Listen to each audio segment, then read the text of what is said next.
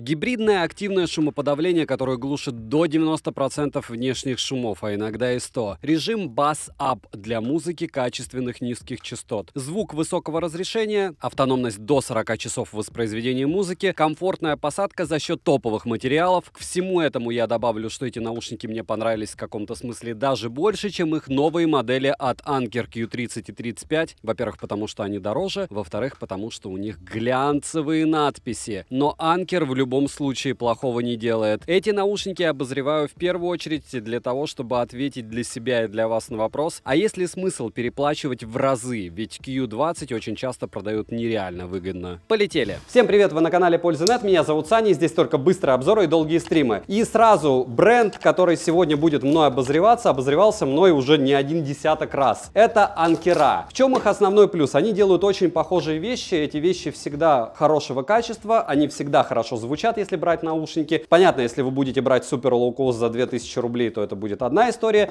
Если будете брать накладные наушники, полноразмерные наушники, то это совсем другая история, потому что Q30, Q35 это следующая реинкарнация этих наушников у меня уже были на обзоре. Этим наушникам, как модели, по-моему, больше 2 лет, но от этого ее качество звука и остальных плюшек, оно не исчезает. Почему? Потому что плюс-минус Anker делают одинаково. Да, они в супер-мега-топах делают что-то лучше, в лоу-косте они делают всегда дешевле, а если брать такого типа наушники, по моим ощущениям, допустим, Q30 от Q35 по звучанию практически не отличались. И у меня такое смутное ощущение, что Q20 тоже плюс-минус такие же, если не брать какие-то кодеки высокой четкости и если вы не заправский аудиофил, особенно при слепом прослушивании. Об этом я обязательно расскажу в ролике, а сейчас мы распаковываем этот супер лоу-кост. Сразу видим, что есть возможность подключения по Bluetooth, притом грамотно они не указали версию Bluetooth, скорее всего он здесь древний. Есть возможность подключить по AUX кабелю, то есть по проводу. Очень выгодный ценник на сейле. Я не знаю, как они еще не дораспродали эту модель, но так же, как я советовал, допустим, вместо Q35 покупать Q30, там слишком задран ценник, притом по факту ни за что. За один кодек, по большому счету, звучат они примерно так же. Эти стоят еще дешевле, выглядят не хуже. Я бы даже сказал, что это следующая модель, а не предыдущие, которые я обозревал, потому что, ну, мне больше импонирует такой строгий вид, когда у тебя не блестит ничего на голове. Взрослый человек, ну, хотя если подросткам, наверное, больше нравится золотишко побольше на чашечках, но это золотишко либо серебро стирается и получается потом убожество. Через 3-4 месяца тебе нужно уже покупать либо новые наушники, либо смириться с тем, что ты ходишь как потертый чайник советского производства. Мир, Трудма и жвачка покемоны. По голове у меня они прямо как удобненько. Микро-USB, они бы могли сделать эту модель, конечно, если они ее еще производят, с Type-C кабелем, но для многих это будет являться огромным минусом. По документации, как всегда, море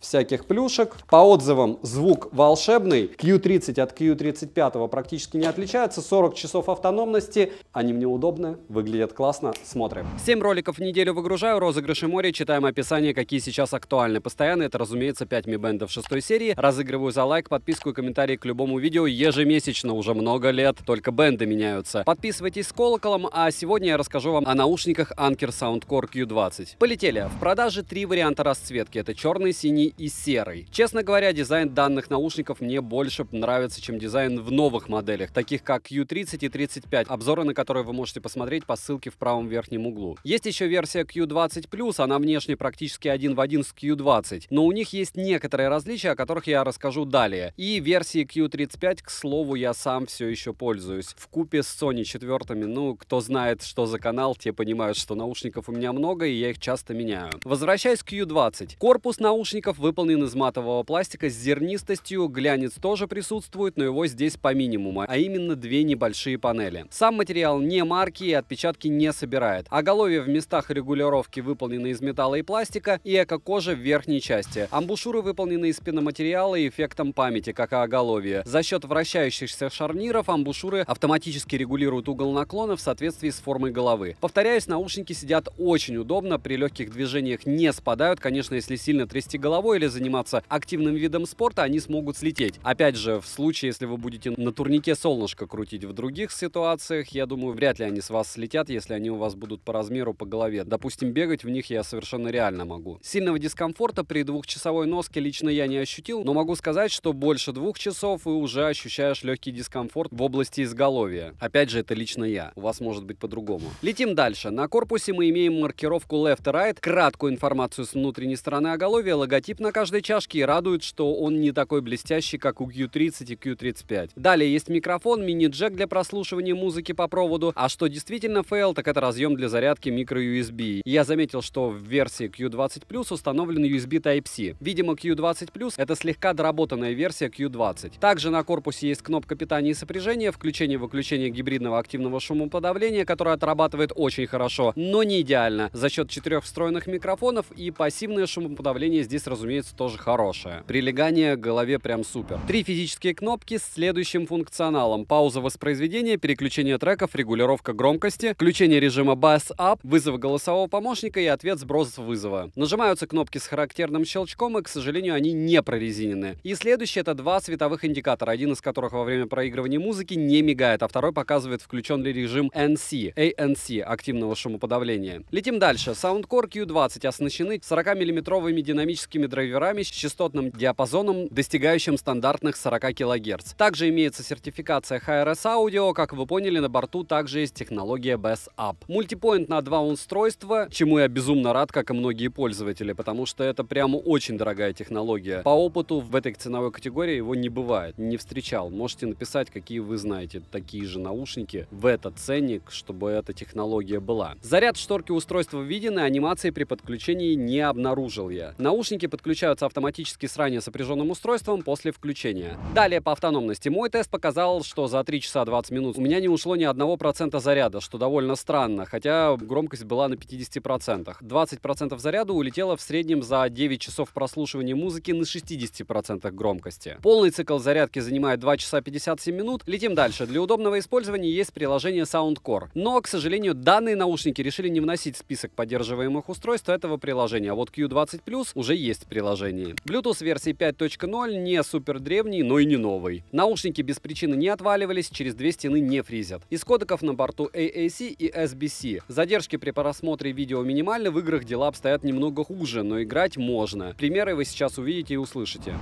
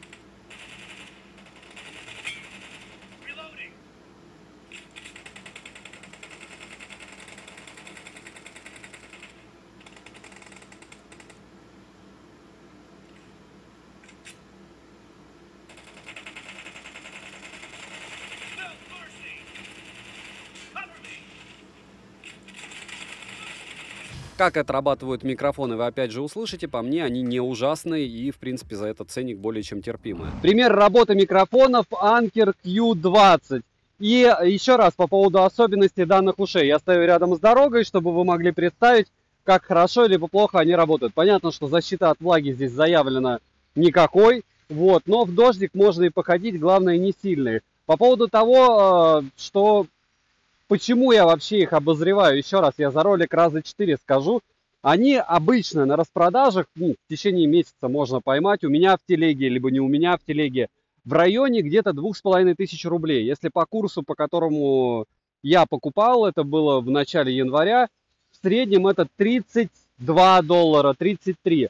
В районе 30 долларов данные наушники это просто мега-супер топ. Даже черт с ним, с этим входом. Я это повторю несколько раз, но для вас самое главное, как они отрабатывают по микрофонам. Но напоминаю, что любые уши, даже там, за 30 000 рублей Sony 4, имеют микрофоны в данном типе далеко от источника.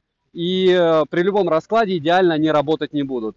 Примерно вы услышали, еще услышите в помещении. Пример работы микрофонов Q20. Это саундкоры, анкера в помещении. В помещении я нахожусь в студии, но в студии без ловушек, без экранов. То есть на данный момент они потом будут повешены. Прошел год, и все-таки через неделю мне их повесят.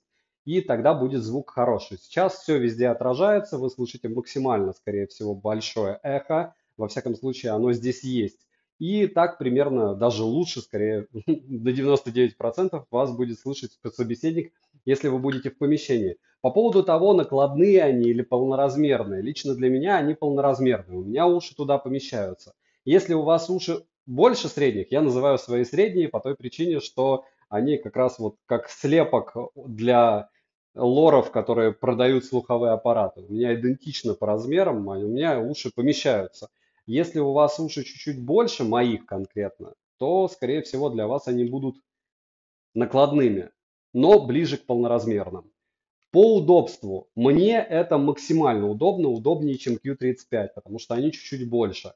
Конечно же, если брать звук, я сразу без лирики скажу, что чем дороже чаще всего, тем лучше. Если вы будете Sony 4 брать с Lossless Audio и т.д. и т.п., то почему нет? Хорошо, что у вас есть деньги. Но напоминаю, что эти выйдут в 2,5-2400, а те выйдут в 24-25.